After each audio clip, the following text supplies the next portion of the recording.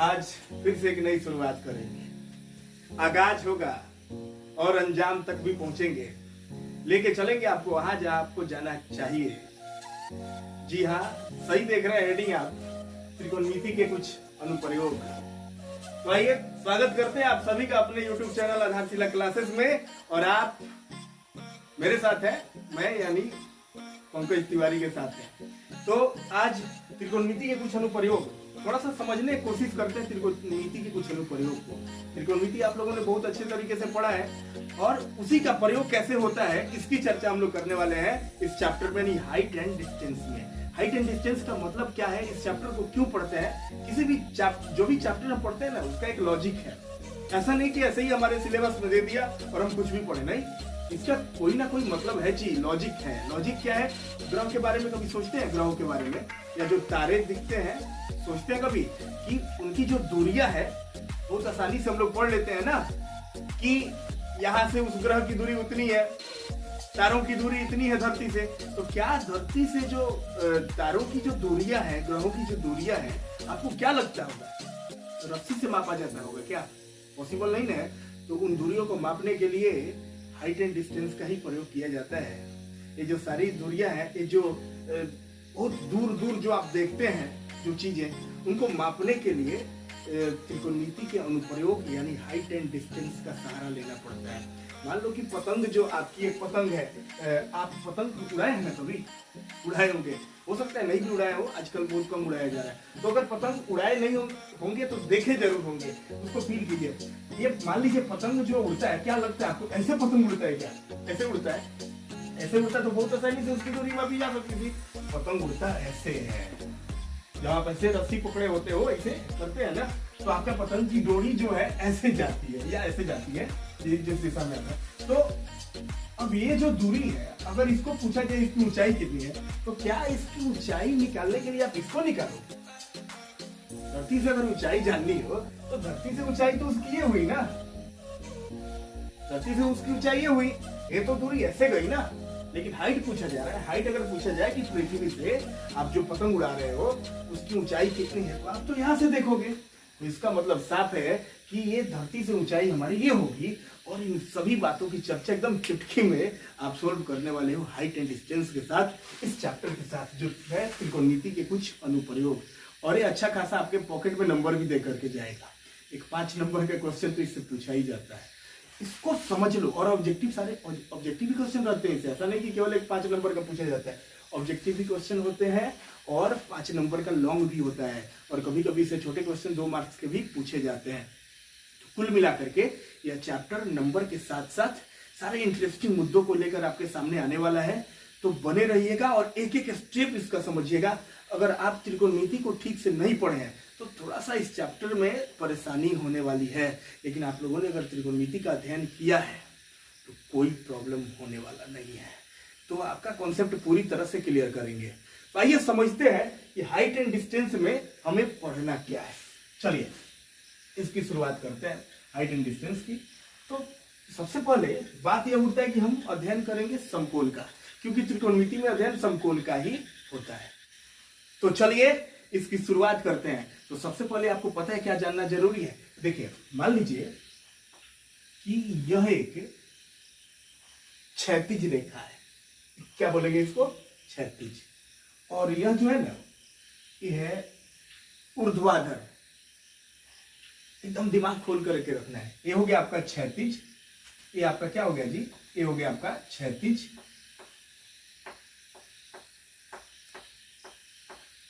और यह हो गया आपका ऊर्ध्वाधर रेखा।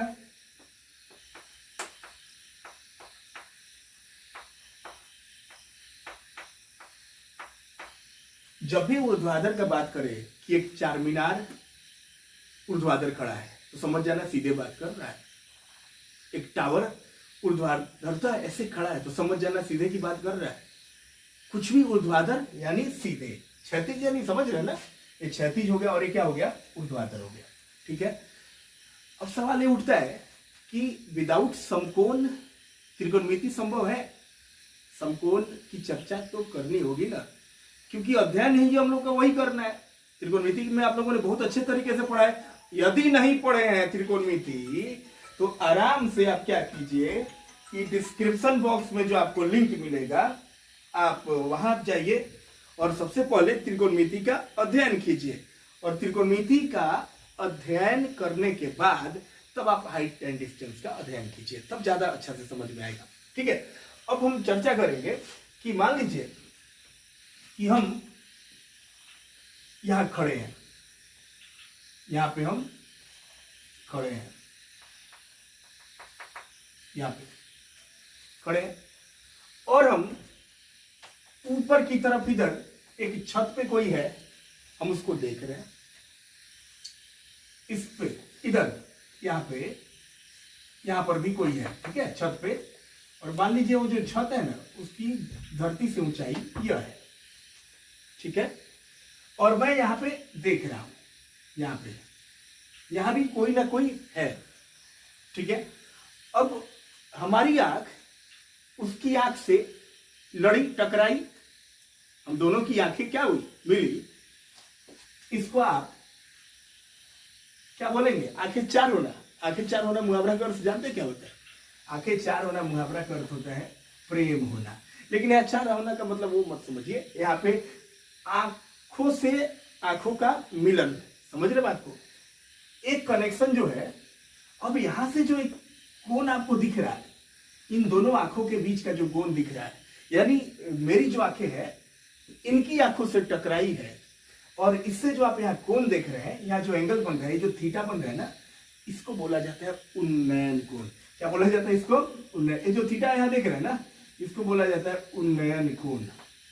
उन्नयन कोण बोला जाता है किसको? यानी हमारी जो आंख है, जो हम नीचे खड़े हैं और ऊपर जो है छत के ऊपर, यानी हमारी आंख से उसकी आंख में जो कोण बना ना इधर से ऐसे, ये बन जाता है क्या? उन्नयन कोण। ये कोण जो है यह, और मैं अगर इधर देखूं इस साइड तो ये दोनों मिलकर के बनता है क्या? उन्नयन कोण। ठीक है। अब यदि यह आदमी जो है यह भी हमारे तरफ अगर देख रहा है या देख रही है, उस कंडीशन में अगर ये सामने देखे तो ऐसे देखेगा या देखेगी? नहीं। अगर सामने देखे तो ऐसे देखेगा ना, या देखेगी। और फिर इसकी आंखों से जो एंगल आप यहां देख रहे हैं, ये जो बनता है, यहां पे जो थीटा बनता है, ये हो जाता है आपका अवनमन कोण। क्या हो जाता है? अवनमन कोण हो जाता है। ठीक है, अवनमन कोण।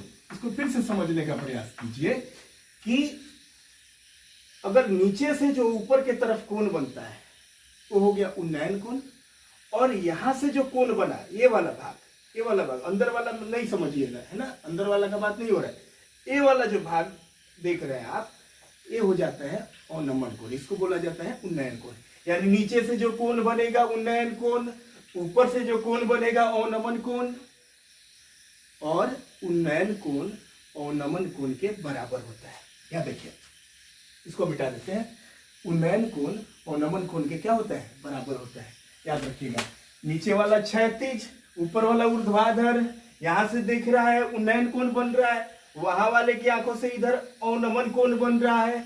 उन्नयन कोण अवनमन कोण के बराबर होता है। सवाल उठता है क्यों बराबर होता है? तो देखिए, आप यहां तो जानते हैं कि एक समकोण त्रिभुज या कोई भी त्रिभुज हो, उसके अंतःकोणों का योगफल 180 डिग्री होता है।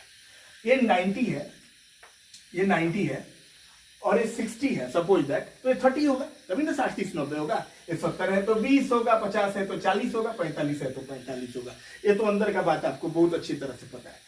अब सवाल उठता है कि ये उन्नयन कोण और अवनमन कोण बराबर कैसे? मैं कह रहा हूं कि उन्नयन कोण जो है वह बराबर होता है किसके? अवनमन कोण के। अवनमन कोण के क्या होता है? बराबर होता है। ऐसे ये दोनों एक दूसरे क्या होते हैं? बराबर होते हैं। ठीक है, अवनमन कोण और उन्नयन कोण। सवाल उठता है मैथमेटिक्स में, हर जो भी आपको कुछ बताएगा, मन में एक क्वेश्चन उठाओ, क्यों और कैसे। ये जब तक करते रहोगे ना, किसी भी फील्ड में बापू बनोगे। किसी भी फील्ड में बहुत आगे जाने का सबसे बड़ा और सबसे सुगम यही तरीका है कि मन में उठाओ क्वेश्चन, क्यों मैं पढ़ रहा हूं, क्यों, जवाब मिला ना। हाइट एंड डिस्टेंस क्यों, जवाब मिला ना कि जो दूर की जो दूरियां है बहुत आसानी से जो नहीं मापी जा सकती, उसे हाइट एंड डिस्टेंस मापना आसान कर देता है। अबे मैं बता रहा हूं ना उन्नयन कोण बराबर अवनमन कोण होता है, तो फिर मन में क्वेश्चन उठाओ, क्यों, वाई, समझे। तो चलिए इसको क्लियर करते हैं। यह उन्नयन कोण और अवनमन कोण एक दूसरे के कैसे बराबर होते हैं। देखिए यह कोण और यह कोण एक दूसरे के कैसे बराबर होते हैं। देखो जब क्वेश्चन पूछेगा, जब क्वेश्चन पूछेगा अवनमन के बारे में जब बोलेगा, तो हम लोग उसको उन्नयन मान करके आसानी से बनाएंगे, क्योंकि इधर से जो एंगल बनता है ना वो थोड़ा सा इजी फील होता है, कंफर्ट फील करने के लिए, कंफर्टेबल फील करने के लिए, क्योंकि अवनमन उन्नयन बराबर होता है। तो उन्नयन पूछेगा तो हमारा नॉर्मल नीचे से तो जाएगा ही, और नमन भी पूछेगा ना तो हम लोग उन्नयन बना करके बना लेंगे, क्योंकि अवनमन और उन्नयन दोनों एक दूसरे के क्या होते हैं, बराबर होते हैं। कैसे, आइए देखते हैं, समझते हैं इस बात को कैसे। हम लेते हैं, चलिए दो समानांतर रेखाओं को हमने लिया और इस पे खींचा है तिर्यक रेखा, ठीक है। यहां देखिए इसमें हमने क्या खींचा है, एक तिर्यक रेखा खींचा है। और अगर मैं इस इमेज को मैं ऐसे बनाऊं, ऐसे मैं ऐसे बनाऊं, ठीक है, और ऐसे बनाने के बाद मैं इसको आगे की तरफ बढ़ाऊं, ठीक है। दोनों इमेज सेम है, दोनों इमेज सेम है ना। अब यहां देखिए, यहां पे संपूर्ण हो जाता है और जो एंगल आपका बनता है तो यहां पे थोड़ा सा समझने का प्रयास करते हैं। यहां पे यह जो कोण है, पहले की कक्षाओं में भी आप पढ़ चुके हैं, यह कोण इस कोण के बराबर होता है। एकांतर अंतर कोण है ना, यह कोण इस कोण के क्या होता है, बराबर होता है। अब देखिए यह जो कोण है, हम इसमें चलिए एक ट्रायंगल बना दे रहे हैं, इसको ऐसे, चलिए समकोण बना देते हैं, ये समकोण, और यहाँ पे ये जो उन्नयन कोण था और यहाँ बन रहा था अवनमन, और यहाँ यह जो कोण है इस कोण के बराबर होता है। तो चलिए हम यहाँ भी ट्रायंगल चलिए बना देते हैं, ये कोण, और इस पर भी खींच देते हैं ताकि आपको और बेहतर तरीके से स्पष्ट हो सके कि यह जो कोण है इस कोण के बराबर क्यों होता है, उन्नयन कोण अवनमन कोण के बराबर क्यों होता है। इसलिए बराबर होता है क्योंकि एकांतर अंतर कोण से यह एक दूसरे की, यह कोण और यह कोण दोनों क्या होते हैं, बराबर होते हैं। यानी अगर यह 50 डिग्री है तो यह भी 50 डिग्री होगा, यह 60 डिग्री है तो यह भी क्या होगा, 60 डिग्री होगा। यानी उन्नयन कोण हमेशा अवनमन कोण के बराबर होता है। पढ़ाई अगर कर रहे हैं तो बारीकी से समझना आपका कर्तव्य और दायित्व है।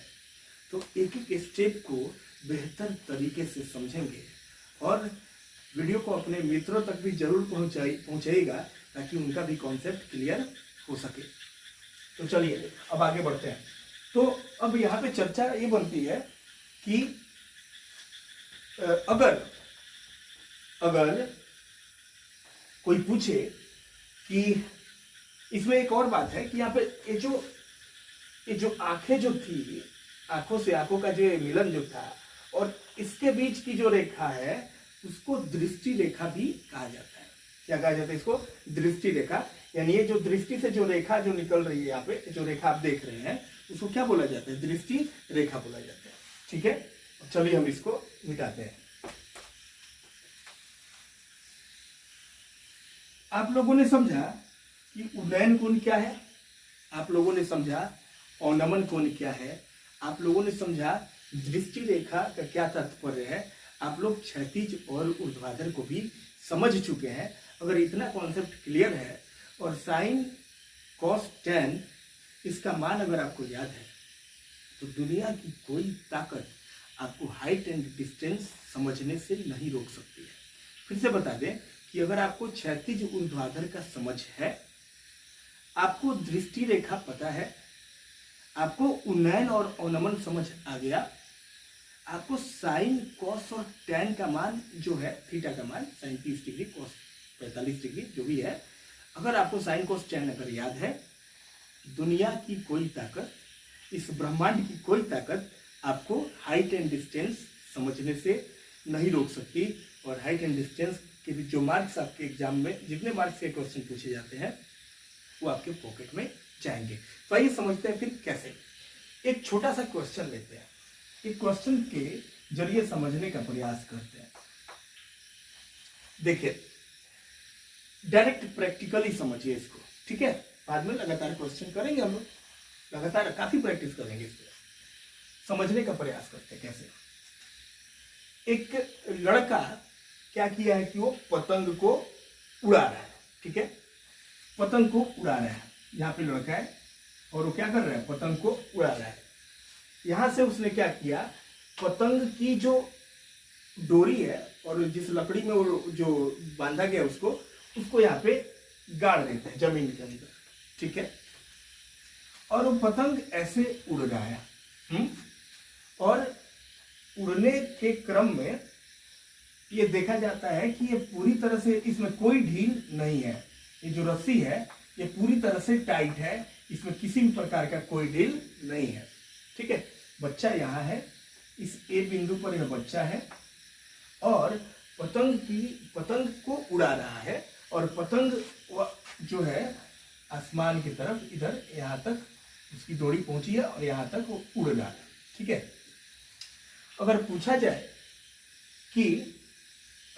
जाए यहाँ से कि उसकी ऊंचाई कितनी है, इस पतंग की ऊंचाई कितनी है, यदि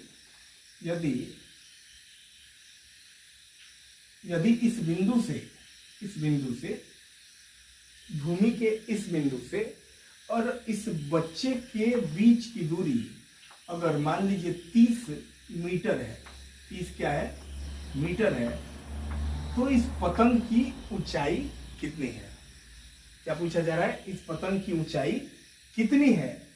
और आपके क्वेश्चन में एक और प्रतिबंध होगा, यहाँ पे लगा होगा, ऊंचाई अगर पूछ रहा है और बताएगा कि क्वेश्चन देगा कि ये जो कोण बनेगा, ये जो पतंग की डोरी है जो कोण बना रही है वो बना रही है 60 डिग्री या 30 डिग्री या 45 डिग्री, आपके क्वेश्चन में जितना पूछे, ठीक है।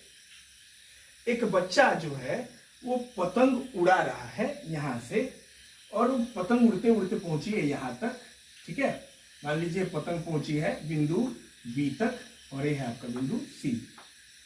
यहां से इस बच्चे के बीच की जो दूरी है वह है 30 मीटर और जो पतंग जो है वो कोण बना रहा है कितना डिग्री का, 60 डिग्री का। वो जो पतंग की जो डोरी है वो कोण बना रही है कितना डिग्री का, 60 डिग्री का। और अब पूछा जा रहा है कि इससे जमीन की ऊंचाई कितनी है। बहुत आसानी से आप इसे निकाल देंगे, आपको यह पता है। अब आपको सोचना यह है कि दिया क्या गया है और पूछ क्या रहा है, क्या दिया गया है और पूछ क्या रहा है। आपको पता है कि जब थीटा यहाँ है और तो ये क्या हो जाएगा, ये हो जाएगा आधार और यह हो जाएगा लंब। लंब पूछ रहा है, आधार दिया है, लंब पूछ रहा है और आधार दिया है। तो आपको पता है कि लंब और आधार किसका सूत्र है, लंब बटा आधार, tan का है ना, लंब बटा आधार। tan थीटा बराबर क्या होता है, लंब बटा आधार होता है, याद है ना। तो आपको याद है कि tan थीटा बराबर लंब बटा आधार होता है। तो आराम से आप tan के सूत्र का प्रयोग करके आप इस ऊंचाई को ज्ञात कर लेंगे। तो चलिए देखते हैं समकोण त्रिभुज ABC में, समकोण त्रिभुज ACB में हमें निकालना क्या है, BC निकालना है।